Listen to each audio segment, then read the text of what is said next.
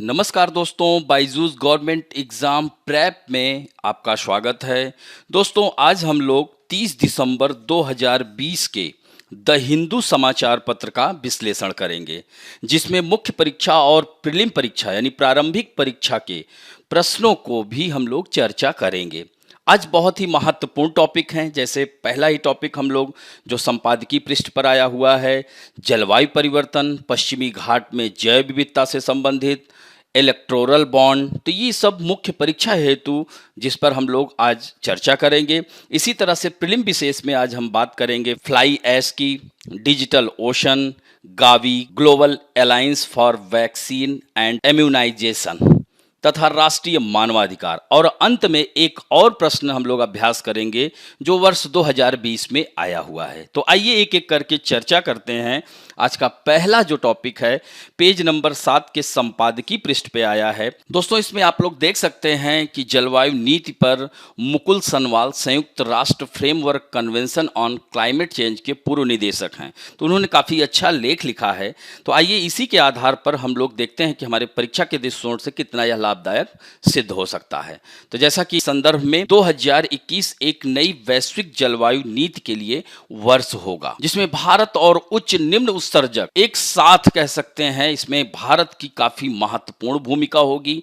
ऐसे में क्या भारत प्रमुख अर्थव्यवस्थाओं के बीच 2030 के पेरिस समझौते के लक्ष्य को पूरा कर पाएगा? इसका जबकि प्रति व्यक्ति उत्सर्जन वैश्विक औसत का 1/3 है, यह पारिस्थितिक स्थान के अपने हिस्से के भीतर रहेगा। तो इस तरह से आप देख सकते हैं कि इसमें इन्होंने काफ़ी अच्छे से चर्चा की है कि शहरीकृत दुनिया में बुनियादी ढांचे, गतिशीलता, इमारतों और आहार के लिए मध्यम वर्ग व महंगाई में या मांग में, इन सब चीज़ों से 2/3 उत्सर्जन होता है। तो शहरों में जो बुनियादी ढांचे का खपत है, उत्पादन है, उसका विकास है, उच्च शहरी प्रति व्यक्ति उत्सर्जन के साथ आप देख सकते हैं कि परिलक्षित होता है। दुनिया भर में इंफ्रास्ट्रक्चर ने कुल सामग्रियों में से आधे का उपयोग किया है। मुख्य रूप से निर्माण, सीमेंट, स्टील, इसका कोई विकल्प नहीं है। बुनियादी ढांचे के तुलनीय स्तर से 2050 के आसपास पहुंच जाने से पहले उपलब्ध कार्बन स्पेस के आधे हिस्से की आवश्यकता होगी। तो उत्सर्जन की जो ये कुछ 20 से 30 साल में जो बुनियादी ढांचे की संतृप्ति के बाद उच्च स्तर के कल्याण के संबंधित उच्च स्तर के साथ क्या इसे हम हासिल कर पाएंगे? शून्य उत्सर्जन क्या हम कर पाएंगे? तो इस तरह से हमारे देश के प्रधानमंत्री जलवायु एक्शन शिखर सम्मेलन में उचित रूप से सतर्क थे और कैंप उत्सर्जन के लिए प्रतिबद्धताओं में वह अपने आप को बचाते हुए अपनी बातों को रखे। क्योंकि आज भारत एक कह सकते हैं कि जलवायु परिवर्तन या पारिस्थितिकी संबंधित बातों में भारत खुद ही सजग होकर के आगे चल रहा है। तो असमानता को जलवायु संधि में बनाया गया है जो कुल उत्सर्जन, आकार और जनसंख्या पर विचार करता है। भारत चौथा सबसे बड़ा उत्सर्जक बन गया है। तो दोस्तों, इस 2021 में होने वाले जलवायु सम्मेलन के मेजबान देश ब्रिटेन ने कहा है, ऐसी पंक्ति में भारत के साथ साथ विश्व के कई देश आगे आए हैं, जो कि अभी फिलहाल ये जो मीटिंग हुई है उसी को लेकर के यह लेख लिखा गया है। तो इसमें अगले 5 वर्षों में कार्बन उत्सर्जन में 1990 के स्तर की तुलना में 68% की, ये इंपॉर्टेंट है, कमी लाने की घोषणा की है। यूरोपीय संघ समूह ने भी अगले 5 वर्षों के लिए 55%, यानी किसने? ईयू ने 55% कटौती करने का संकल्प लिया है। और हमारा भारत भी इसमें क्यों पीछे रहेगा? तो भारत ने भी जल्द ही अपने नवीकरणीय ऊर्जा लक्ष्य 2 गुने से ज़्यादा करने का ऐलान किया है। तो ये सब बातें इसमें जो महत्वपूर्ण पॉइंट हैं निकल करके आ रहे हैं। इसी के साथ साथ जैसे फिनलैंड ने कहा है कि 2035 तक, ऑस्ट्रिया ने 2040 तक, स्वीडन ने 2045 तक नेट जीरो की स्थिति हासिल करने का संकल्प लिया है। इसी मध्य क्रम में हमारे पड़ोसी देश पाकिस्तान ने भी घोषणा की है कि वह नए कोयला चालित बिजली संयंत्र बनाने की योजनाओं को बंद कर रहा है। चीन ने गैर जीवाश्म ईंधन की प्राथमिक खपत में वर्ष 2030 तक 30 से 35% की कमी लाने का भी ऐलान कर दिया है। इसी तरह से भारत ने भी एनडीसी के अनुसार सन 2030 तक 3 लक्ष्य निर्धारित किए हैं, यानी सकल घरेलू उत्पाद की ग्रीन हाउस गैस उत्सर्जन की तीव्रता को 2005 के स्तर से 33% से 35% तक कम किए जाएं, ये उन्होंने लक्ष्य रखा है। कुल बिजली स्थापित करने की क्षमता का 40% गैर जीवाश्म ईंधन आधारित स्रोतों पर आधारित हो और अतिरिक्त वन वृक्ष आवरण के माध्यम से 2.5 से 3 बिलियन टन कार्बन डाइऑक्साइड के अतिरिक्त कार्बन सिंक प्राकृतिक वातावरण को कार्बन डाइऑक्साइड को वायुमंडल से अवशोषित करने की क्षमता रखता है का निर्माण किया जाए। तो दोस्तों, ये तो भारत ने 2030 तक के लिए लक्ष्य रखा है। हालांकि वह इस लक्ष्य को पहले भी पा सकता है जिस तरह से यह कार्य कर रहा है। तो इस तरह से ये घोषणाएं और संकल्प इस बात के संकेत हैं कि कार्बन निष्पक्षता का विशाल लक्ष्य हासिल करने के रास्ते पर हम जैसे जैसे आगे बढ़ रहे हैं, अब एक असली रफ्तार व गति नजर आने लगी है। वर्ष 2021 में ब्रिटेन के ग्लासगो शहर में प्रस्तावित यूएन सम्मेलन जो जलवायु पर आधारित होगा, COP26 इस दिशा में एक महत्वपूर्ण पड़ाव हो सकता है दोस्तों। तो इसमें जो है ये आप जैसे नेट जीरो इमिशन क्या है, इसके बारे में भी थोड़ा सा जान लीजिए। यहाँ पर यह बहुत आवश्यक है कि नेट जीरो इमिशन आपको जानना। तो नेट जीरो इमिशन का मतलब है कि एक ऐसी अर्थव्यवस्था तैयार करना जिसमें जीवाश्म ईंधनों का इस्तेमाल एकदम से खत्म हो जाए। यानी जीवाश्म ईंधन से क्या मतलब, जैसे पेट्रोलियम, गैस, इन सब जीवाश्म ईंधन के जो प्रमुख अवयव हैं इनको खत्म कर देना और उसका वैकल्पिक इंतजाम किया जाना। तो उसके लिए नवीकरणीय ऊर्जा स्रोत जैसे सोलर एनर्जी है, विंड एनर्जी है, ओशनिक एनर्जी है, इन सब को इंडस्ट्री उसी से चले। यानी कार्बन उत्सर्जन करने वाली दूसरी चीज़ों का इस्तेमाल एकदम कम हो। जिन चीज़ों से कार्बन उत्सर्जन होता है उसे सामान्य करने के लिए कार्बन सोखने के इंतजाम भी साथ में किए जाएं। साथ साथ नेट जीरो इमिशन या इसको कह सकते हैं कार्बन न्यूट्रलिटी भी कह सकते हैं, यानी कार्बन को न्यूट्रल कर दिया जाए। तो इस तरह से ऐसी व्यवस्था तैयार करना है जिसपे कार्बन उत्सर्जन लगभग शून्य हो। इसकी वजह IPCC यानी international panel on climate change द्वारा की गई एक भविष्यवाणी है। इसके मुताबिक आने वाले सालों में अगर ठोस इंतजाम नहीं किए गए तो पृथ्वी का औसत तापमान और अधिक बढ़ जाएगा और इसकी वजह से पृथ्वी पर विभिन्न प्रकार की अवस्थाएं देखने को मिलेंगी और इस बढ़ोतरी को 2 डिग्री से कम रखने के लिए नेट जीरो एमिशन जैसी व्यवस्था एकदम अत्यंत आवश्यक हो गई है दोस्तों। तो यह नेट न्यूट्रलिटी, लेकिन क्या कुछ जगहों पर नेट जो जीरो इमिशन तक पहुंचना कठिन है? तो ऐसे में कहा जा सकता है कुछ ऐसे क्षेत्र हैं जहां नेट जीरो एमिशन को प्राप्त करना कठिन है। ऊर्जा के क्षेत्र में नेट जीरो एमिशन प्राप्त करने के लिए नए ऊर्जा स्रोतों का इस्तेमाल बढ़ाना होगा। ऐसे अधिकतर स्रोत मौसम के हिसाब से काम करते हैं। ऐसे में मौसम के हिसाब से ऊर्जा पैदा कर उसे स्टोर करना होगा। इसके लिए इंटेलिजेंट ग्रिडों का निर्माण करना होगा। यह एक खर्चीला और समय लेने वाला काम है। हालांकि हीटिंग, शिपिंग और कारखानों में कार्बन इमिशन को जीरो करना एक बड़ी चुनौती है। साथ ही बीफ जैसे खाने की बढ़ती मांग भी एक बड़ी चुनौती है। हालांकि हमारे भारत के लिए नहीं है। भारत में प्रति व्यक्ति औसत 4 किलोग्राम, यह विकसित देशों के लिए जैसे अमेरिका देश में 100 किलोग्राम है, यूरोपियन 65 किलोग्राम मीट का प्रयोग करते हैं। तो ऐसे में एक बड़ी चुनौती है जिसमें बड़ी मात्रा में मीथेन गैस निकलती है। तो यह जो है काफ़ी महत्वपूर्ण हो जाता है। इसके लिए जीरो इमिशन के लिए लेना होगा निगेटिव इमिशन का सहारा। यानी जीरो इमिशन के लिए निगेटिव इमिशन का सहारा लेना पड़ सकता है। अब निगेटिव इमिशन से मतलब क्या है? यानी ऐसी चीज़ों से जो कार्बन डाइऑक्साइड को सोखने का काम करते हैं। पेड़ ऐसी प्राकृतिक चीज़ है जो कार्बन डाइऑक्साइड को सोखने का काम करती है। यानी वृक्ष एवं पेड़ क्या करते हैं? कार्बन डाइऑक्साइड को अवशोषित करते हैं। इसके लिए बड़े स्तर पर पेड़ लगाने होंगे। साथ ही खेतों में मक्के जैसी फसलें लगानी होंगी जो बड़े होने के साथ ज़्यादा कार्बन सोखती हैं।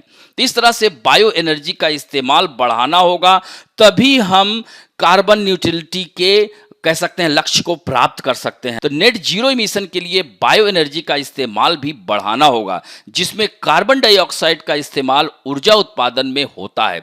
साथ ही प्रदूषण फैलाने वाले उद्योगों पर बंदिशें लगानी होगी। इन बंदिशों के मुताबिक जो उद्योग जितना ज़्यादा उत्सर्जन करेंगे उन्हें उतनी ही ज़्यादा इंतजाम इस प्रदूषण को खत्म करने के लिए करना होगा। तो 2050 के लिए अभी से योजना बनाने की वजह है कि जीरो नेट इमिशन के लिए किए जाने वाले इंतजाम एक लंबी प्रक्रिया से गुजरेंगे। ऐसे में यह कदम जितना जल्दी उठा लिया जाए वह उतना ही जल्दी हम पूरा कर सकेंगे। तो दोस्तों, आपने इसके बारे में समझा और इस तरह से बहुत सारे देश, खासकर यूरोपीय कंट्री, इन सब में आगे आ रहे हैं और अपनी बात को रख रहे हैं। ऐसे में भारत के लिए क्या भारत की पहल सार्थक होगी? थोड़ा सा भारत के संदर्भ में, जैसे इसमें दिया है कि भारत वर्तमान में वैश्विक औसत से नीचे प्रति व्यक्ति उत्सर्जन के साथ देशों के लिए वैकल्पिक 2050 लक्ष्य को आगे बढ़ाने की विश्वसनीयता और वैधता भारत में है। जैसे पारिस्थितिक सीमा के भीतर कल्याण का लक्ष्य, सतत विकास लक्ष्यों की रूपरेखा, साथ ही बहुपक्षीय तकनीकी, इलेक्ट्रिक वाहनों। भारत 2030 तक ऐसा माना जा रहा है कि इलेक्ट्रिक वाहनों को पूरी तरह से सड़कों पर उतार देगा। ऊर्जा दक्षता, बिल्डिंग इंसुलेशन और कम बेकार आहार के आसपास ज्ञान सहयोग। यानी कहने का मतलब यह है कि इन सारी चीजों पर भारत अभी से कार्य करना स्टार्ट कर दिया है। भारत जलवायु सम्मेलन लक्ष्य, जो कि ग्लोबल जो वार्मिंग का 2 डिग्री सेल्सियस से नीचे रखना है, उसमें वह बहुत महत्वपूर्ण भूमिका निभा रहा है। तो इस तरह से इस मुद्दे पर भारत का रुख एकदम अलग है। प्राकृतिक पर्यावरण एवं जलवायु परिवर्तन को कम करने पर भारत के सौहार्द को भी जाहिर किया गया है। यानी भारत का जो रवैया है, पूरा विश्व, खासकर यूरोपीय देश, संयुक्त राष्ट्र, यह भारत की काफी कह सकते हैं प्रशंसा कर रहे हैं इस मामले में। तो इस तरह से पेरिस जो वार्ता हुई थी, जिसमें प्रधानमंत्री ने जलवायु परिवर्तन को दुनिया के लिए सबसे बड़ी चुनौती के रूप में माना, उन्होंने अपना व्याख्यान दिया। उन्होंने साफ सुथरी ऊर्जा के इस्तेमाल के लिए एक आक्रामक रुख भी दिखाया। जलवायु परिवर्तन के मुद्दे पर शुरू से भारत का स्पष्ट रुख रहा है। कार्बन उत्सर्जन के मामले में विकसित देश अपनी जिम्मेदारी ठीक से निभाएं और सभी देश विकास को नुकसान पहुंचाए बिना जलवायु परिवर्तन के खिलाफ के इरादे के साथ काम करें। इसी क्रम में जलवायु परिवर्तन के मुद्दे पर भारत ने कार्बन उत्सर्जन में बताया ही आपको 33 से 35% तक कटौती करेगा और यह कमी वह 2005 जो पेरिस समझौते में क्या है 2005 को आधार मानकर की जाएगी। तो इमिशन इंटेंसिटी कार्बन उत्सर्जन की वह मात्रा है जो $1 कीमत के उत्पाद को बनाने में होती है। यानी सरकार ने यह भी फैसला लिया है कि 2030 तक कुल होने वाली जो बिजली का उत्पादन में 40% हिस्सा कार्बन रहित ईंधन से होगा। भारत साफ सुथरी ऊर्जा के लिए बड़ा कदम उठा ही रहा है। आप देख सकते हैं कि 2022 तक 1,75,000 मेगावाट बिजली सौर और पवन ऊर्जा से बनाएगा। वातावरण में फैले 2.5 से 3 खरब टन कार्बन को सोखने के लिए अतिरिक्त जंगल भी भारत लगाएगा।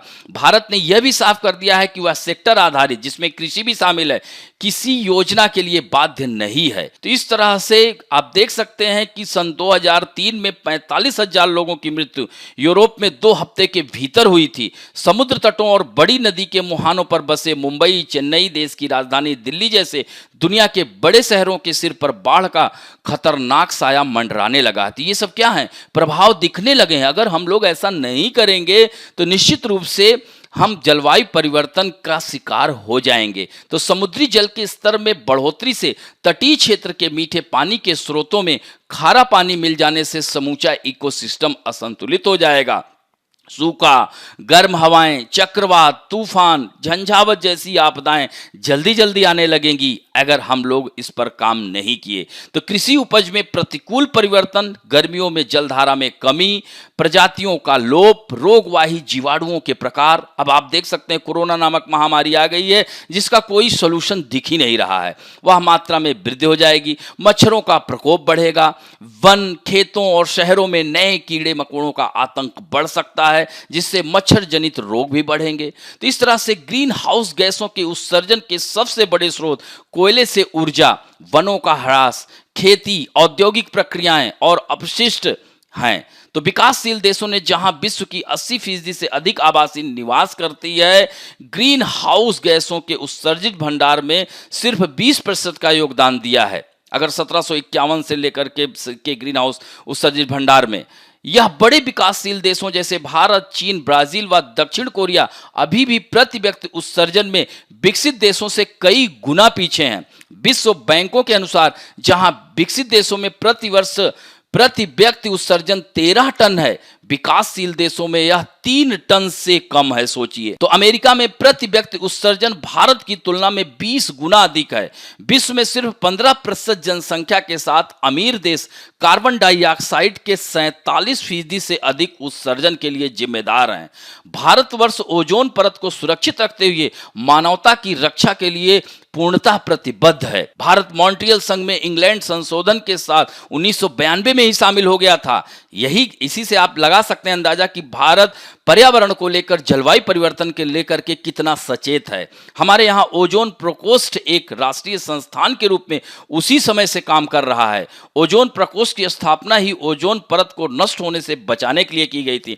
इसके अतिरिक्त हमारा देश पर्यावरण परिवर्तन के विषय में संयुक्त राष्ट्र फ्रेमवर्क कन्वेंशन का भी सदस्य है। इस संबंध में ग्रीनिंग इंडिया के लिए स्वयंसेवी संस्थाओं में अनुदान देकर सहायता भी की जा रही है। संयुक्त राष्ट्र विकास कार्यक्रम में भारतवर्ष भूक्षरण पर राष्ट्रीय स्वक्षमता आवश्यकता आकलन का भी कार्य शुरू किया है। इसके अलावा भारत सरकार विशेष प्रयास पर्यावरण शिक्षा प्रशिक्षण के विषय में भी जन जागरूकता का प्रचार प्रसार भी कर रही है।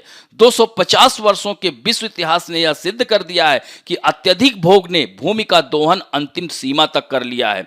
जिस मशीनरी का युग विकास युक्त के सुख के लिए किया गया था, वही उसके दुख का कारण बन गया है। यानी प्रतिवर्ष 63,000 वर्ग मील जंगल नष्ट हो रहे हैं। सन 2030 तक ऊर्जा की मांग 50% तक बढ़ सकती है, जिसमें भारत और चीन की जरूरतें सबसे ज्यादा होंगी। यानी विश्व का 40% मीठा पानी वर्तमान में पीने योग्य नहीं रह गया है। विश्व के 2 लाख प्रतिदिन गांव या छोटे शहरों से बड़े शहरों की ओर जा रहे हैं। ऐसे में भी पर्यावरण पर बुरा असर पड़ रहा है। तो दोस्तों, आप देख सकते हैं कि अगर हम लोग समय रहते नहीं अगर इस पर चेते तो आने वाले दिनों में यह समस्याएं बढ़ेंगी। तो यह आप देख सकते हैं कि विकसित और विकासशील देशों के बीच में ये जो जद्दोजहद है, आप देख सकते हैं कि पेरिस शिखर सम्मेलन में जलवायु परिवर्तन के मुद्दों पर विकसित और विकासशील देशों के बीच में काफी जद्दोजहद चली है। क्योंकि पिछला जो लीमा शिखर सम्मेलन अगर आप वहां पर थोड़ा सा देखेंगे तो कोई बड़े नतीजे नहीं आए थे, लेकिन जलवायु परिवर्तन के मुद्दे पर आम सहमति वाला एक प्रारूप जरूर स्वीकार किया गया था। तो भारत समेत 194 देशों ने वैश्विक कार्बन उत्सर्जन में कटौती के राष्ट्रीय संकल्पों के लिए आम सहमति वाला प्रारूप स्वीकार कर लिया है, जिसमें भारत की चिंताओं का समाधान किया गया था। इसके साथ ही जलवायु परिवर्तन के मुकाबले के लिए पेरिस में होने वाले नए महत्वाकांक्षी और बाध्यकारी करार पर हस्ताक्षर का रास्ता साफ हो गया था। अब कह सकते हैं कि जलवायु परिवर्तन संधि के लिए भारत पूरी तरह से आगे आएगा, एक लीडर के रूप में भूमिका निभा रहा है। तो दोस्तों, इस तरह से देख सकते हैं कि जलवायु परिवर्तन के संबंध में अंतर्राष्ट्रीय मंचों पर अगर देखा जाए तो देश 2 धड़ों में बढ़ जाते हैं, एक विकसित देश और विकासशील देश। यानी एक तरफ विकसित देशों के धड़े में हालांकि यूरोपीय संघ के देश समर्थन करते हैं और जापान खुलकर अपना पक्ष रखे थे, वहीं दूसरी तरफ ब्राजील, दक्षिण अफ्रीका, भारत और चीन ने भी बेसिक के नाम से यहाँ अपना अलग मंच बना लिया है। बेसिक देशों ने जलवायु परिवर्तन समझौते के मसौदे पर चर्चा के लिए मंच के तहत नियमित बैठकें करने का फैसला लिया है। वहीं दूसरी ओर यूरोपीय संघ और जापान जैसे विकसित देश जलवायु परिवर्तन समझौते को केवल न्यूनीकरण की व्यवस्था पर केंद्रित रखने पर जोर दे रहे हैं। तो हालांकि दोस्तों, अगर ये जोर दे रहे हैं, चूंकि ये लोग विकसित देश हैं, अभी हमारे देश में विकास की बहुत सारी संभावनाएं हैं। हमारा देश तो साथ साथ और भी, चूंकि चीन और भारत जैसी तेजी से बढ़ रही अर्थव्यवस्था वाले देश हर हाल में कह सकते हैं हिस्सा बनेंगे, लेकिन अपने विकास को भी तो ध्यान में रखना है। तो विकासशील देशों का यह तर्क सही है कि जब वैश्विक भूमंडलीय जो ग्लोबल वार्मिंग में ऐतिहासिक रूप से उनका योगदान पश्चिम के औद्योगिक विकसित देशों की तुलना में ना के बराबर है, तो उन पर इसे कम करने की जवाबदेही कैसे डाली जा सकती है। जो कि जैसे अमेरिका आए दिन बोल देता है कि चीन और भारत इस जलवायु परिवर्तन के सबसे बड़े जो है कह सकते हैं जिम्मेदार हैं। तो ऐसे में इन सब चीज़ों को बहुत आवश्यक है। तो कार्बन उत्सर्जन अगर नहीं रुका तो दोस्तों दुनिया नहीं बचेगी। यानी संयुक्त राष्ट्र जो आईपीसीसी की रिपोर्ट चेतावनी दी है कि कार्बन उत्सर्जन अगर नहीं रुका तो दुनिया खत्म हो जाएगी। दुनिया को खतरनाक जलवायु परिवर्तनों से बचाना है तो जीवाश्म ईंधन के अंधाधुंध इस्तेमाल को रोकना ही होगा। आईपीसीसी ने कहा है कि साल 2050 तक दुनिया की ज्यादातर बिजली का उत्पादन लो कार्बन स्रोतों से करना मजबूरी हो जाएगी। ऐसा किया भी जा सकता है, इसके बगैर हम कार्बन कैप्चर स्टोरेज के जीवाश्म ईंधन का 2100 तक हम पूरी तरह इस्तेमाल हमें बंद करना होगा, तभी हम इस जलवायु परिवर्तन से अपने आप को बचा सकते हैं। तो यह जलवायु परिवर्तन के कारण क्या हैं आपसे अगर पूछा जाए तो नगरीकरण, औद्योगिकरण, कोयले पर आधारित विद्युत तापगृह, तकनीकी तथा परिवहन क्षेत्र में क्रांतिकारी परिवर्तन, कोयला खनन, मानव जीवन के रहन सहन में परिवर्तन, तो ये सब क्या है जलवायु परिवर्तन के कारण है। और ग्रीन हाउस गैसों में कार्बन डाइऑक्साइड सबसे प्रमुख गैस है जो आमतौर से जीवाश्म ईंधनों के जलने से उत्सर्जित होती है। वातावरण में यह गैस 0.5% प्रति वर्ष की दर से बढ़ रही है। इसका तापन क्षमता 1 है। जैव ईंधनों के जलने से प्रति वर्ष 5 बिलियन टन से भी ज्यादा कार्बन डाइऑक्साइड का जुड़ाव वातावरण में होता है, जिसमें उत्तरी और मध्य अमेरिका, एशिया, यूरोप तथा मध्य एशियन गणतंत्रों का योगदान 90% से ज्यादा का होता है। पूर्व औद्योगिकीकरण काल की तुलना में वायु में कार्बन डाइऑक्साइड का स्तर आज 31% बढ़ गया है। चूंकि वन कार्बन डाइऑक्साइड के प्रमुख अवशोषक होते हैं, अतः वन विनाश भी इस गैस की वातावरण में निरंतर वृद्धि का प्रमुख कारण बन गया है। तो दोस्तों वातावरण में 20% कार्बन डाइऑक्साइड की अधिकता के लिए वनों का विनाश जिम्मेदार है, तो वन को बचाना भी आवश्यक है। इसी तरह से ग्रीन हाउस गैसेज में मीथेन भी एक अत्यंत ही महत्वपूर्ण ग्रीन हाउस गैस है जो 1% प्रति वर्ष की दर से वातावरण में बढ़ रही है। तो मीथेन की तपन क्षमता 36 है और यह गैस कार्बन डाइऑक्साइड की तुलना में 20 गुना ज्यादा प्रभावित होती है। तो पिछले 100 सालों में वातावरण में मीथेन की दुगुना वृद्धि हुई है। धान के खेत, दलदली भूमि, अन्य प्रकार की नम भूमियां मीथेन गैस के उत्सर्जन के प्रमुख स्रोत हैं। यही कारण है कि अमेरिका भारत और चीन के ऊपर दोषारोपण लगाता है, क्योंकि भारत और चीन धान के खेत सबसे बड़े चावल के उत्पादक राष्ट्र हैं। तो एक अनुमान के अनुसार वातावरण में 20% मीथेन की वृद्धि का कारण धान की खेती तथा 6% कोयला खनन है। इसके अतिरिक्त शाक भक्षी पशुओं तथा दीमकों में आंतरिक किण्वन भी मीथेन उत्सर्जन के स्रोत हैं दोस्तों। इसी तरह से क्लोरोफ्लोरोकार्बन रसायन भी हरित गृह प्रभाव के लिए उत्तरदायी है। इसी तरह से नाइट्रस ऑक्साइड 0.3% प्रति वर्ष की दर से वातावरण में बढ़ रही है दोस्तों। इसी तरह से क्षोभ मंडली ओजोन भी एक महत्वपूर्ण हरित गैस है जो वातावरण में 0.5% प्रति वर्ष की दर से बढ़ रही है। इसी तरह से वैश्विक स्तर पर हरित गैसों गृह को उत्सर्जन का सवाल है कि वैश्विक स्तर पर भारत मात्र 1.2 टन प्रति व्यक्ति प्रति वर्ष हरित गृह गैसों का उत्सर्जन करता है। वहीं संयुक्त राष्ट्र अमेरिका 20 टन से अधिक करता है, सोचिए। रूस 11 टन से अधिक, जापान 9.87 टन से अधिक, यूरोपीय संघ 9.4 टन, चीन मात्र 3.6 प्रति वर्ष और पूरा दोषारोपण भारत और चीन के ऊपर। तो ऐसे में जो है आप देख सकते हैं कि भारत अपने पारिस्थितिक सीमा के भीतर कल्याण का लक्ष्य, सतत लक्ष्यों का और यह बहुपक्षीय तकनीकों का प्रयोग, इलेक्ट्रिक वाहनों, दक्षता, नवीकरणीय ऊर्जा,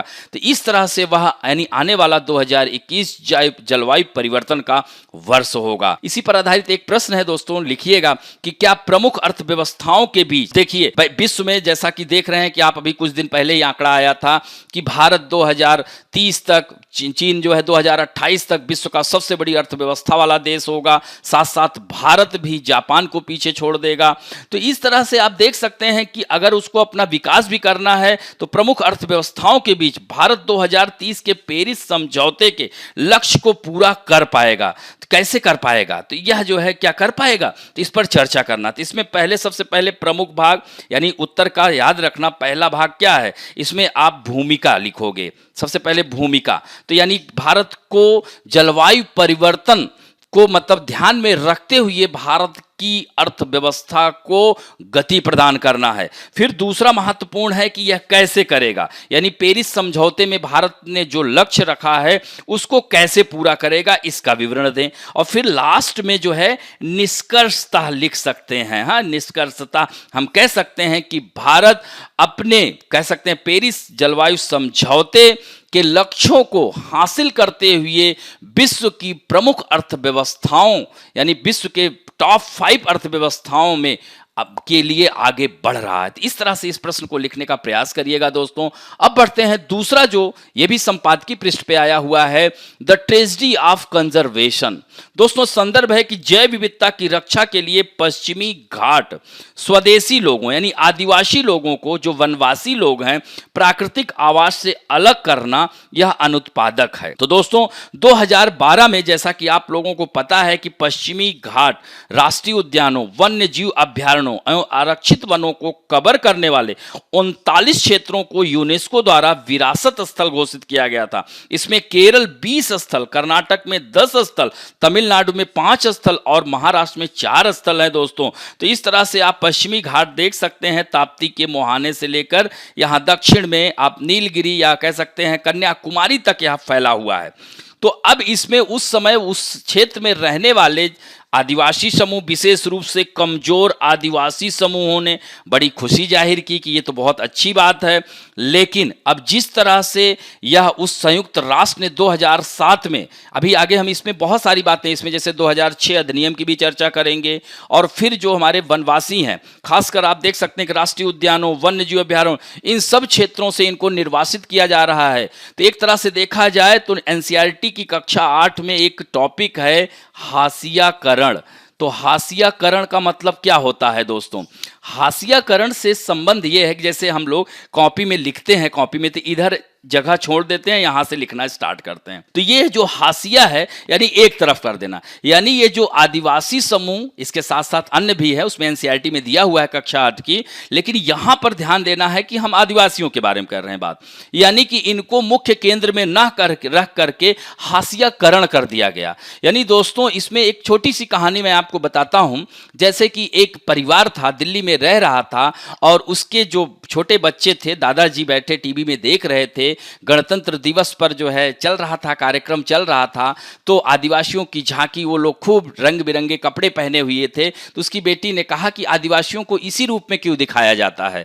तो तब दादाजी ने अपनी पीड़ा जाहिर की कि दोस्तों, तो उन्होंने यह पीड़ा जाहिर की, उन्होंने कहा कि हम लोगों को, मुझे याद है कि यह जो वन संरक्षण वन कानून अधिनियम आया, उसके बाद हम लोगों की जमीनों पर दस्तखत करवा लिए गए। दस्तखत क्या, उस समय अंगूठा लगाने की नौबत थी, अंगूठा लगवा करके उनको निर्वासित कर दिया गया। हालांकि बहुत लोगों को जमीन मिली भी, लेकिन कुछ लोग वहां से छोड़कर चले गए, और यही कारण हुआ कि लोग दूसरे शहरों में जाकर मजदूरी कर रहे हैं और उनको रोजगार के साधन, और जबकि सरकार ने ऐसा कहा था कि उनको वहीं पर हम रोजगार का साधन मुहैया कराएंगे और वहां उद्योग स्थापित करेंगे, और उद्योग स्थापित हुए, लेकिन उन लोगों को वह अधिकार नहीं मिले जो मिलने चाहिए थे। तो इस तरह से उनको हाशियाकरण पर डाल दिया गया। तो वही एक कि जो जैव विविधता की रक्षा, अब यानी जैव विविधता की रक्षा जरूरी है, वो भी चूंकि वहां पर बहुत सारे कह सकते हैं कि भारत के जो वेस्टर्न घाट कह सकते हैं, जो पश्चिमी घाट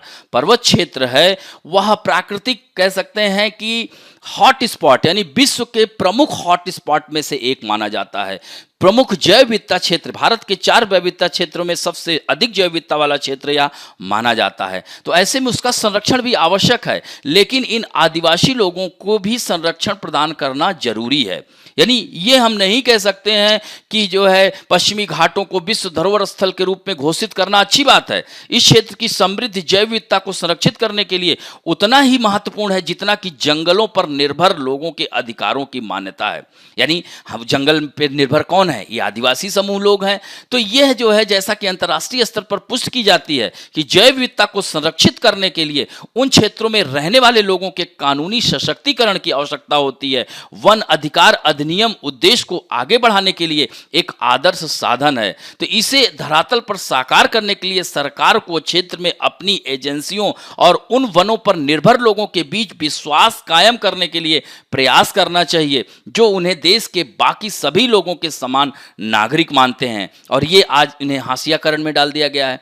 तो इस तरह से आदिवासियों या अन्य पारंपरिक वनवासियों को जंगल में उनके अधिकारों से वंचित करना संरक्षण का उद्देश्य होगा, और जो कि यह सच्चाई से बहुत दूर है। वन अधिकार अधिनियम किसी भी इसके लिए आवेदन करने के लिए वन भूमि के अंधाधुंध वितरण के बारे में नहीं है। तो इसमें थोड़ा सा मैं यहाँ पर आप देख सकते हैं कि इसकी चर्चा करूंगा, विशेष रूप से कमजोर आदिवासी समूह क्या होते हैं। और यहाँ पर आप देख सकते हैं पश्चिमी घाट के आदिवासी आबादी के 44.2% का 6.95% कर्नाटक में है, और पश्चिमी घाट में जैसे ग्वालिस, कुनबिस, हलक्की, वक्कला, कारेवक्कल, कुनबी और कुलवाड़ी मराठी जैसे समुदायों की एक बड़ी आबादी का यह घर है, और इनको कह सकते हैं उद्भाषित किया जाए यह अच्छा नहीं है। दोस्तों थोड़ा सा पश्चिमी घाट की जैव विविधता बहुत ही समृद्ध है। पश्चिमी घाट का जो नाम है विश्व की जैव विविधता के उन 4 प्रमुख केंद्रों में जाना जाता है जिन्हें हॉट स्पॉट के रूप में हम जानते हैं। पश्चिमी घाट क्षेत्र का करीब 30% भाग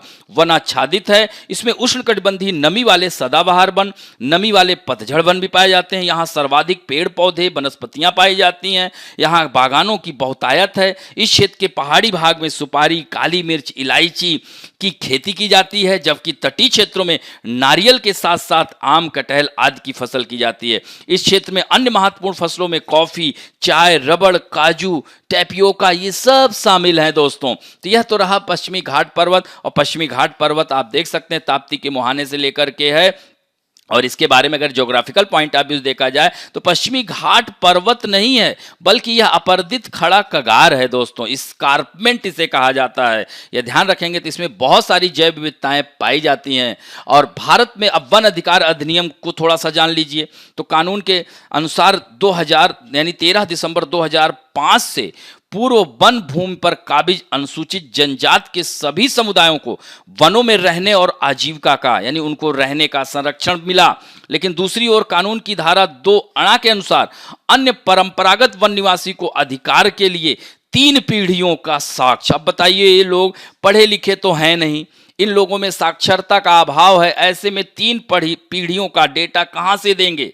इसके साक्ष्य प्रस्तुत करना इन समुदायों के लिए बहुत ही कठिन काम है।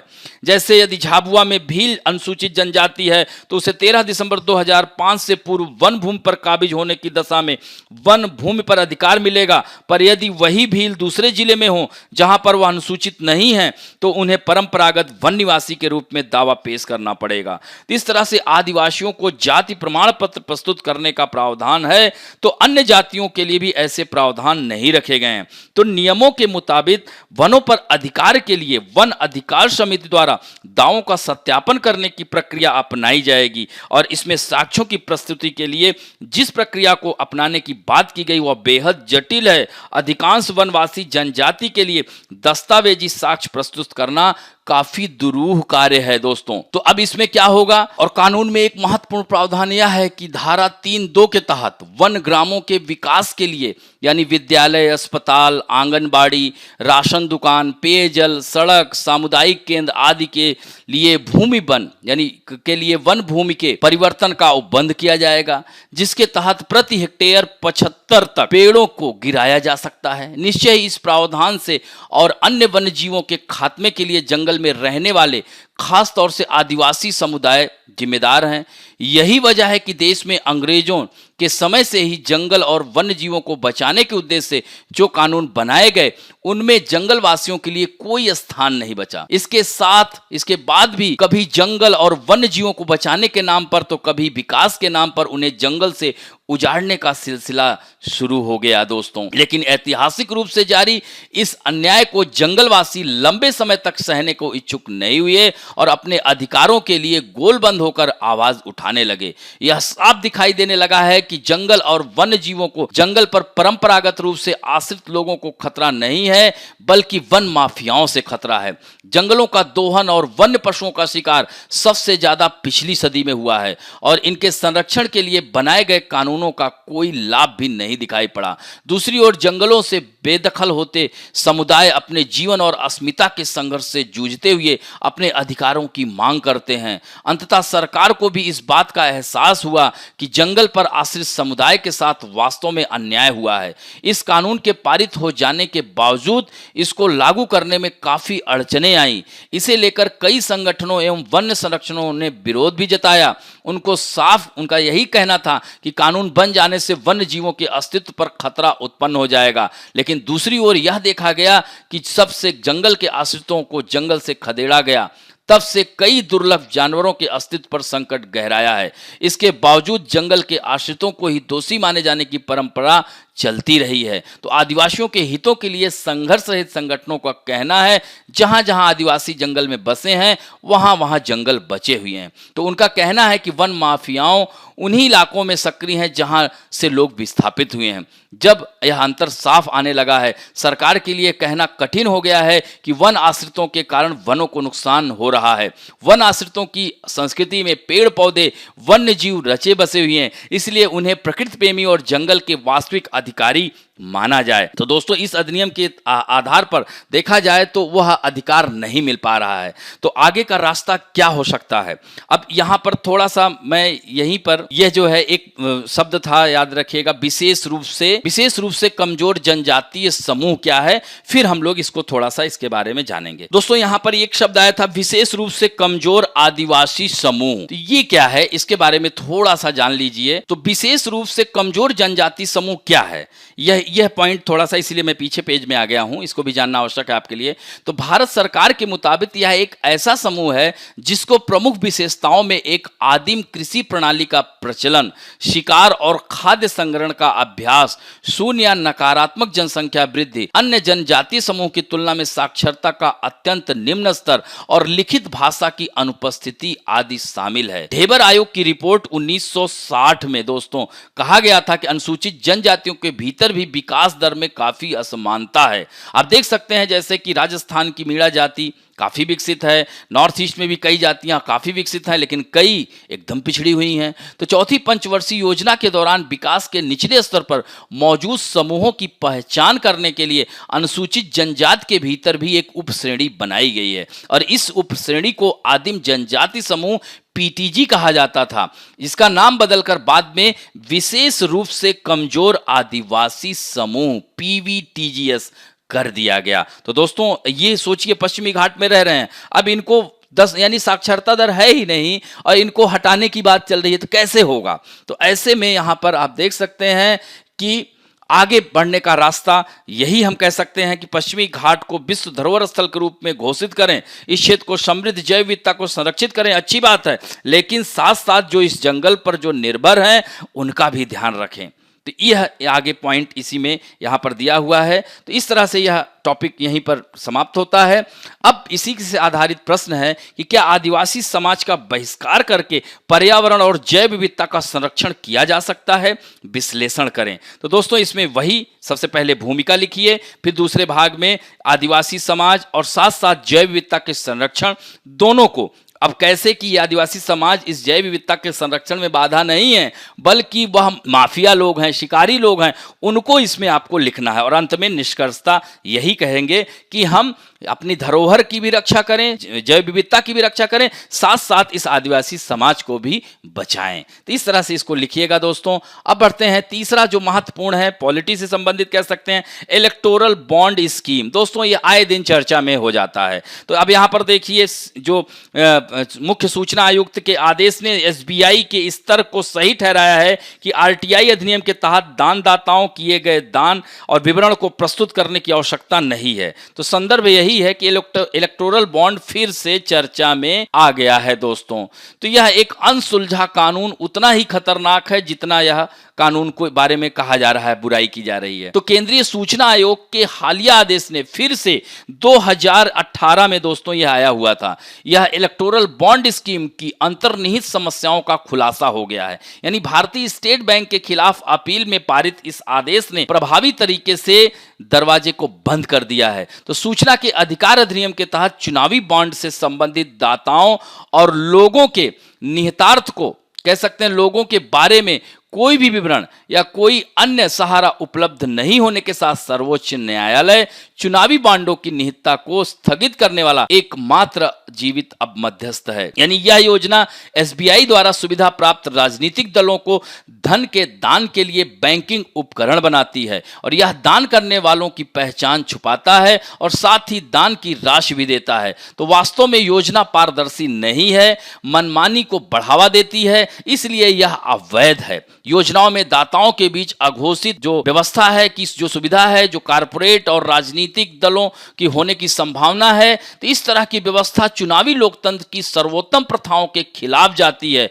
और बोलने और अभिव्यक्ति की स्वतंत्रता के लिए यह हानिकारक है। People's union for civil liberty बनाम भारत संघ 2003 में सर्वोच्च न्यायालय ने कहा है कि बोलने और अभिव्यक्ति की स्वतंत्रता में मतदाता को मौलिक अधिकार भी था जो चुनाव लड़े उम्मीदवार के बारे में जानकारी सुरक्षित रखता है। जब मतदाता को यह जानने की अनुमति दी जाती है कि क्या कोई चुनावी उम्मीदवार किसी भी मामले का सामना कर रहा है, तो क्या उसे यह जानने का अधिकार नहीं होना चाहिए कि पार्टी और उसके उम्मीदवार का खर्च कौन वहन कर रहा है। तो ये इस तरह से दोस्तों यह काफी चर्चा में चल रहा है, फिर से आ गया है। तो आइए यहां पर जानते हैं कि इलेक्टोरल बॉन्ड होता क्या है, इसकी क्या खूबियां हैं, यह इसमें पारदर्शिता की कमी क्यों है, इन सब बातों की चर्चा करते हैं दोस्तों। तो सबसे पहले हम बात करेंगे इलेक्टोरल बॉन्ड की। सबसे पहले यह जानना आपके लिए आवश्यक है कि यह होता क्या है, इसे क्यों जारी किया जाता है। चुनावी चंदे को पारदर्शिता बनाने के लिए इसकी हुई थी शुरुआत। अब सोचिए, पारदर्शिता बनाने के लिए शुरुआत हुई थी, लेकिन इसमें आए दिन राजनीतिक दलों को मिलने वाले चंदे को पारदर्शी बनाने के लिए पिछली जो सरकार ने इलेक्टोरल बॉन्ड की जो शुरुआत की वो सवालों के घेरे में। तो दोस्तों इलेक्टोरल बॉन्ड यानी इलेक्टोरल बॉन्ड इसका मतलब क्या है, चुनावी चंदा तो हासिल करने वाले बॉन्ड। यानी फिर से यह चर्चा में आ गया है, सूचना के अधिकार के तहत जानकारी से यह खुलासा हुआ है कि जो है एसबीआई बताने को तैयार नहीं है। तो आखिर ये इलेक्टोरल बॉन्ड क्या होते हैं, एक एक करके हम लोग बात करते हैं।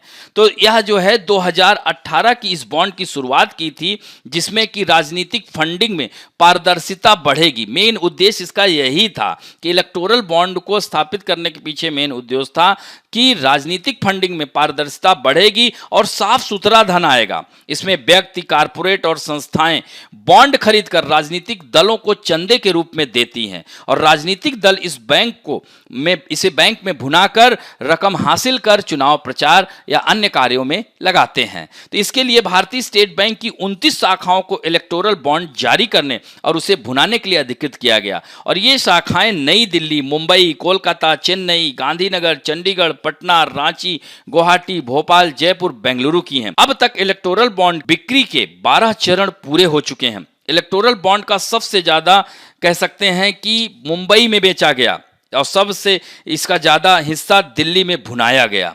तो अब ऐसे में यह काफी मतलब कह सकते हैं अंदेशा लगाया जा रहा है विपक्षी पार्टियों के द्वारा कि आखिर इसमें क्या है, जानकारी प्राप्त नहीं हुई, जिसकी वजह से यह चर्चा में आ गया। तो चुनावी फंडिंग व्यवस्था सुधार के लिए यह कह सकते हैं कि इलेक्टोरल बॉन्ड, तो यह समझ में आया इलेक्टोरल बॉन्ड। अब यह क्यों जारी हुआ था इलेक्टोरल बॉन्ड, यह भी जानना आपके लिए आवश्यक है। तो चुनावी फंडिंग व्यवस्था में सुधार के लिए इसे जारी किया गया था। तो उस समय 2018 में तत्कालीन सरकार ने इलेक्टोरल बॉन्ड स्कीम को अधिसूचित किया था और इलेक्टोरल बॉन्ड फाइनेंस एक्ट 2017 के तहत इसे लागू किया गया था। यह बॉन्ड साल में 4 बार जनवरी, अप्रैल, जुलाई और अक्टूबर में जारी किए जाते हैं। इसके लिए ग्राहक बैंक की शाखा में जाकर या उसकी वेबसाइट पर ऑनलाइन जाकर इसे खरीद सकता है। अब इसमें खूबी क्या है, तो यह कोई भी डोनर अपनी पहचान छुपाते हुए एसबीआई से 1 करोड़ रुपए तक के मूल्य के इलेक्टोरल बॉन्ड खरीदकर अपनी पसंद के राजनीतिक दल को वह चंदे के रूप में दे सकता है और यह व्यवस्था दानकर्ताओं की पहचान नहीं खोलती है। इसे टैक्स से भी छूट प्राप्त है। तो आम चुनाव में कम से कम 1% वोट हासिल करने वाले, ये ध्यान रखिएगा किसको मिलता है, कम से कम 1% हासिल करने वाले राजनीतिक दल को इस बॉन्ड से चंदा हासिल हो सकता है। केंद्र अब यह जैसे अभी शुरुआत की गई, इसमें राजनीतिक फंडिंग में पारदर्शिता बढ़ेगी ऐसा लगाया गया था, लेकिन अब इस पर जो है उठाए जा रहे हैं, इस पर प्रश्न चिन्ह लग रहा है। तो इस तरह से कैसे काम करता है यह बॉन्ड, ये भी थोड़ा सा जानिए। तो एक व्यक्ति, लोगों का समूह या एक कॉर्पोरेट बॉन्ड जारी करने वाले महीनों के 10 दिन के भीतर एसबीआई की निर्धारित शाखाओं से चुनावी बॉन्ड खरीद सकता है और जारी होने की तिथि से 15 दिन की वैधता वाले बॉन्ड 1,000 रुपए, 10,000 रुपए, 1 लाख रुपए, 10 लाख रुपए, 1 करोड़ रुपए के गुणकों में जारी किए जाते हैं और ये बॉन्ड नगद में नहीं खरीदे जा सकते। खरीदार को बैंक में केवाईसी फॉर्म जमा करना होता है। तो सियासी दल एसबीआई में अपने खाते के जरिए बॉन्ड को भुना सकते हैं, यानी ग्राहक जिस पार्टी को यह बॉन्ड चंदे के रूप में देता है वह इसे अपने एसबीआई के अपने निर्धारित अकाउंट में जमा कर भुना सकता है। पार्टी को नगद भुगतान किसी भी दशा में नहीं किया जाता है और पैसा उसके निर्धारित खाते में ही जाता है।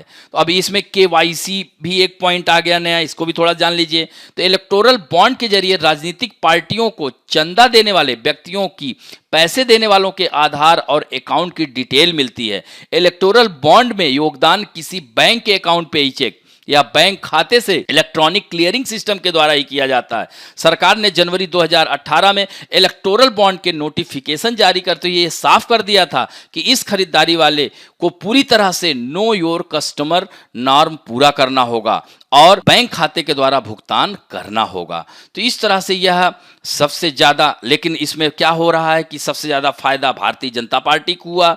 यही कारण है कि इसमें पारदर्शिता कायम नहीं हो पा रही और लोग मांग कर रहे हैं। यानी चुनावी फंडिंग व्यवस्था में सुधार के लिए सरकार ने इलेक्टोरल बॉन्ड की शुरुआत तो की और बहुत ही अच्छा रहा, पारदर्शिता बढ़ेगी ऐसा सोचे, लेकिन ऐसे में जो यह पता नहीं चल पा रहा है कि इलेक्टोरल बॉन्ड जैसी अज्ञात बैंकिंग व्यवस्था के जरिए राजनीतिक फंड को लेकर जो संदेह हो रहे हैं यह काफी कह सकते हैं चर्चा का विषय है। तो विदेशी चंदा से भी संभव है, यानी इलेक्टोरल बॉन्ड की शुरुआत करते समय इसे सही ठहराते हुए तत्कालीन जो उस समय वित्त मंत्री अरुण जेटली जी, जो अब नहीं है दुनिया में, इलेक्टोरल बॉन्ड की योजना राजनीतिक फंडिंग की व्यवस्था में साफ सुथरा धन लाने और पारदर्शिता बढ़ाने के लिए लाई गई थी। उन्होंने लिखा था इलेक्टोरल बॉन्ड फाइनेंस एक्ट 2017 में बदलाव के द्वारा लाए गए थे। वास्तव में इनसे पारदर्शिता पर जोखिम और बढ़ा है। खुद चुनाव आयोग ने इन बदलावों पर गहरी आपत्ति करते हुए कानून मंत्रालय को इनमें बदलाव के लिए लेटर भी लिखा हुआ है दोस्तों।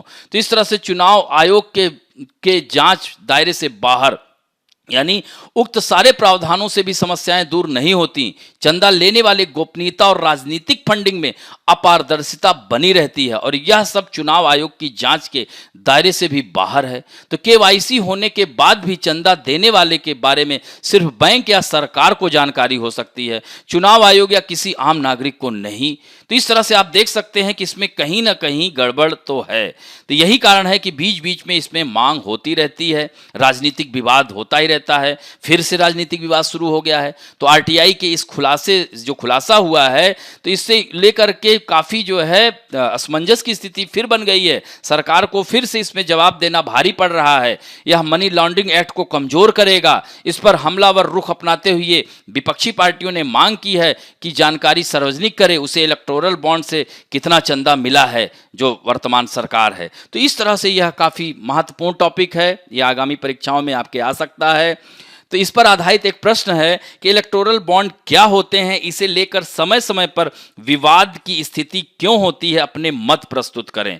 तो बहुत ही अच्छा उत्तर इस पर ले सकते हैं, 250 शब्दों में है दोस्तों। अब बढ़ते हैं प्रीलिम विशेष। हालांकि दोस्तों इस पर यह जो प्रीलिम विशेष यह टॉपिक है, इस पर हमने मुख्य परीक्षा हेतु भी प्रश्न लिया है, तो दोनों लिख सकते हैं। ऐसा कोई वो हार्ड एंड फास्ट रूल नहीं है कि यह प्रीलिम विशेष है तो मुख्य परीक्षा में इसका प्रयोग हम कर ही नहीं सकते। तो ये ध्यान रखेंगे। तो यह जो खबर है यह पेज नंबर 4 पे आई हुई है। Explore utilisation of fly ash in cement plant, NGT का जो है आदेश है। तो एनजीटी का आदेश है, तो ये खबर है दोस्तों। तो फ्लाई ऐश को जो है यूटिलाइजेशन की जो नीति है उसका सीमेंट प्लांट इसका जो है प्रयोग करें, ऐसा इसमें इस खबर में कहा गया है। अब यहां पर आ गया बात, आपके दिमाग में आ रहा होगा ये फ्लाई ऐश होता क्या है। तो fly ash thermal power plant यानी तापीय विद्युत में जो चूर्णित जो कोयले के दहन का ये जो है, यह कोयले के दहन का उप उत्पाद है। यह बहुत हल्के कण मतलब पाउडर टाइप का होता है। इसमें भारी धातु, साथ ही साथ इसका जो PM 2.5 और ब्लैक कार्बन भी होते हैं। इसमें पाए जाने वाला जो PM जो है 2.5 गर्मियों में हवा के माध्यम से उड़ते उड़ते 20 किलोमीटर तक फैल जाता है। यह पानी और अन्य सतहों पर जम जाता है दोस्तों। तो इस तरह से सरल भाषा में कह सकते हैं कि फ्लाई ऐश एक बारीक पाउडर है जो तापीय बिजली संयंत्रों में कोयले के जलने से उप उत्पाद के रूप में प्राप्त होता है। इसमें भारी धातु होते हैं, साथ ही कह सकते हैं देखना 2.5 और ब्लैक कार्बन भी होते हैं, और ये बताया है कि एक स्थान से दूसरे स्थान। तो ऐसे में फिर खतरा क्यों है, फ्लाई ऐश से खतरा क्यों है? तो फ्लाई क्यों है? क्योंकि यह पर्यावरण और स्वास्थ्य के लिए गंभीर संकट उत्पन्न करता है। तो क्यों करता है? तो फ्लाई ऐश में सिलिका, एल्युमिनियम, कैल्शियम के ऑक्साइड की पर्याप्त मात्रा होती है। आर्सेनिक, बोरान, क्रोमियम तथा सीसा जैसे तत्व भी सूक्ष्म मात्रा में पाए जाते हैं। इस प्रकार से इससे पर्यावरण और स्वास्थ्य के लिए गंभीर संकट उत्पन्न होता है दोस्तों। फैक्ट्रियों से निकलने वाले कोयले के धुएं से फ्लाई ऐश तो वातावरण में फैलता ही है, साथ ही साथ कई बार फैक्ट्रियां फ्लाई ऐश को जमा करके बाहर उनका भंडार बना देती हैं, और ये सारे कचरे जमा होकर के कभी कभी पहाड़ जैसे बन जाते हैं। वहां से फ्लाई ऐश वातावरण को प्रदूषित करते ही हैं, और साथ में नदी नहरों में फ्लाई ऐश के अंश चले जाते हैं। तो दोस्तों यह तो रहा इससे खतरा। अब इसका उपयोग ये भी महत्वपूर्ण, तो कृषि में अम्लीय मृदाओं के एक अभिकारक के रूप में, सीमेंट उद्योग में जैसा कि NGT ने इस न्यूज में कहा ही है, ध्यान रखना, और पुनर्निर्मित भवन निर्मित ईंट, सड़कें, ईंट बनाने में, आवास, औद्योगिक भवनों, बांधों, फ्लाईओवर निर्माण कार्यों के लिए भी किया जा सकता है। भूमि बंजर खानों के भराव, अन्य सभी कार्यों के लिए इसका प्रयोग किया जा सकता है। तो दोस्तों इसे कृषि में अम्लीय मृदाओं के लिए एक अभिकारक के रूप में, यानी कह सकते हैं मृदा कंडीशनर के रूप में प्रयोग किया जा सकता है। इससे मृदा की महत्वपूर्ण भौतिक रासायनिक विशेषताओं जैसे जल भरण क्षमता, हाइड्रोक्लोरिक कंडक्टिविटी आदि में सुधार होगा। भारत अभी तक फ्लाई ऐश प्रयोग की अपनी संभावनाओं को पूर्ण प्रयोग कर पाने में भी सक्षम नहीं हुआ है।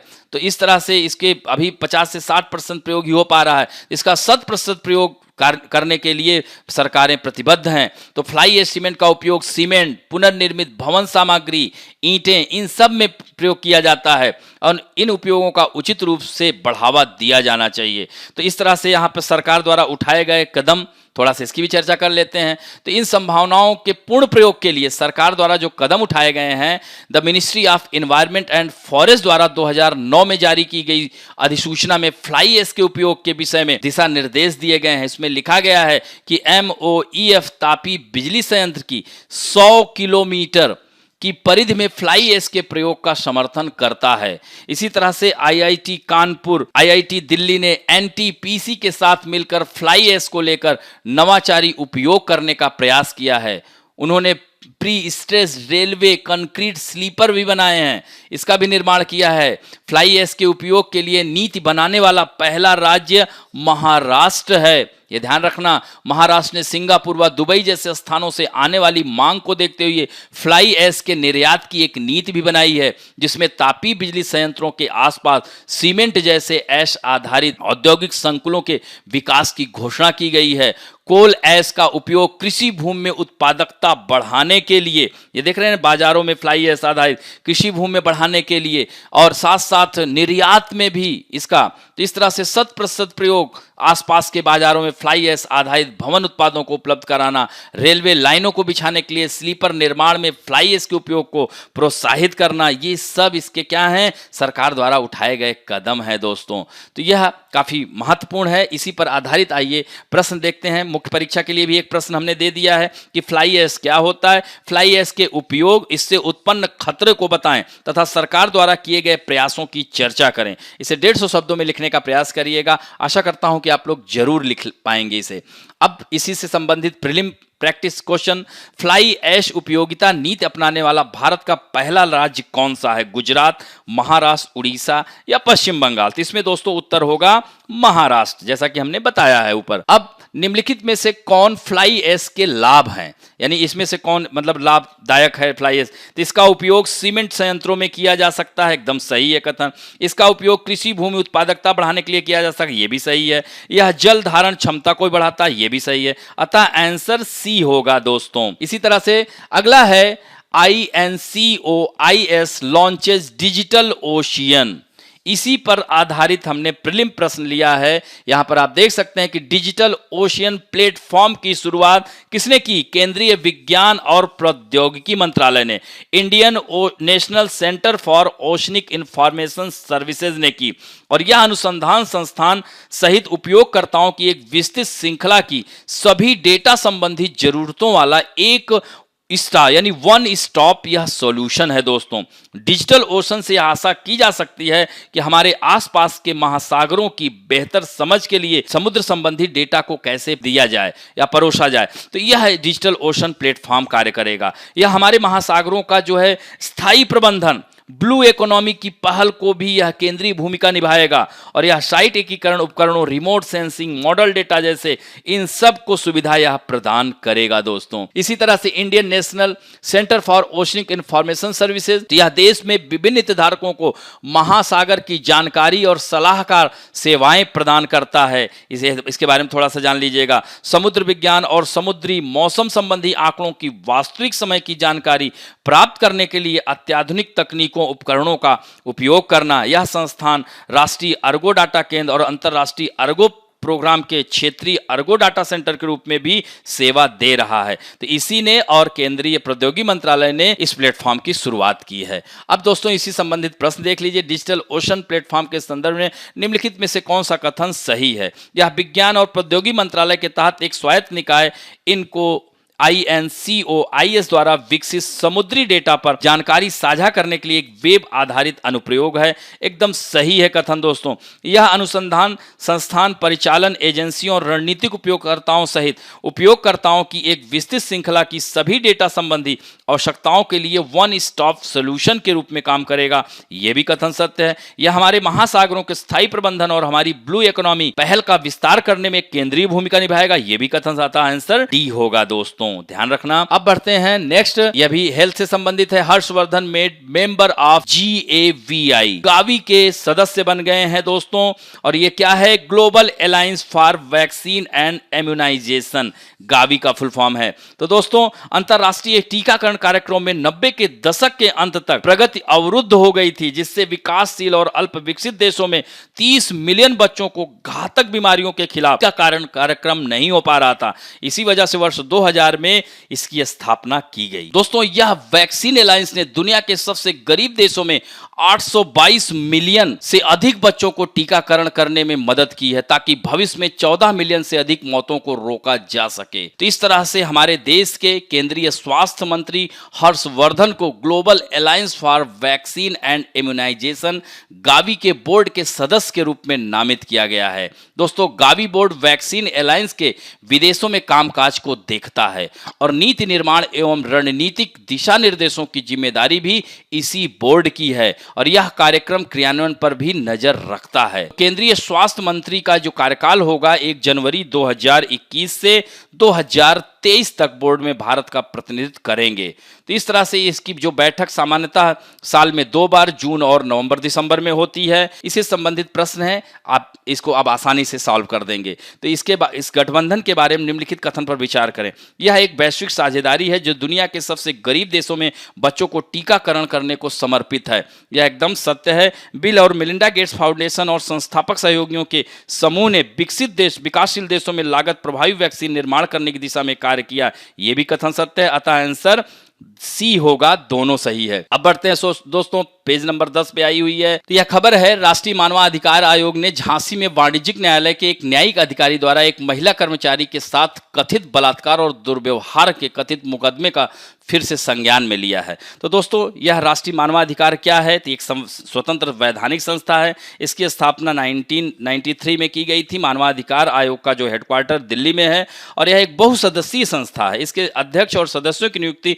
राष्ट्रपति द्वारा प्रधानमंत्री की अध्यक्षता वाली उच्च स्तरीय समिति, लोकसभा अध्यक्ष, राज्यसभा का उपसभापति, संसद के दोनों सदनों के मुख्य विपक्षी नेता की सिफारिशों के आधार पर की जाती है। और दोस्तों इसका कार्यकाल 3 वर्ष या 70 वर्ष, पहले 5 था, अब संशोधन कर दिया गया। दोस्तों इस तरह से राज्य मानवाधिकार आयोग में अध्यक्ष और सदस्यों की नियुक्ति राज्यपाल द्वारा, राज्य के मुख्यमंत्री, राज्य के मंत्री के द्वारा यह किया जाता है दोस्तों। और इसमें एक पॉइंट और, इसमें जैसे कि मानवाधिकार आयोग की कुछ सीमाएं हैं, तो उस सीमाओं में ध्यान रखेंगे, एनएचआरसी उन शिकायतों की जांच नहीं कर सकता जो घटना के 1 साल बाद दर्ज कराई जाती हैं और इसलिए कई शिकायतें बिना जांच के ही रह जाती हैं। इसके साथ ही अक्सर सरकार या तो एनएचआरसी की सिफारिशों को पूरी तरह से खारिज कर देती है या उन्हें आंशिक रूप से ही लागू किया जाता है। तो दोस्तों, ये कुछ सीमाएं हैं उसकी जिन पर वह कार्य नहीं कर सकता है। इसी पर आधारित प्रश्न है, राष्ट्रीय मानवाधिकार आयोग के संदर्भ निम्नलिखित कथन में कौन सा गलत है?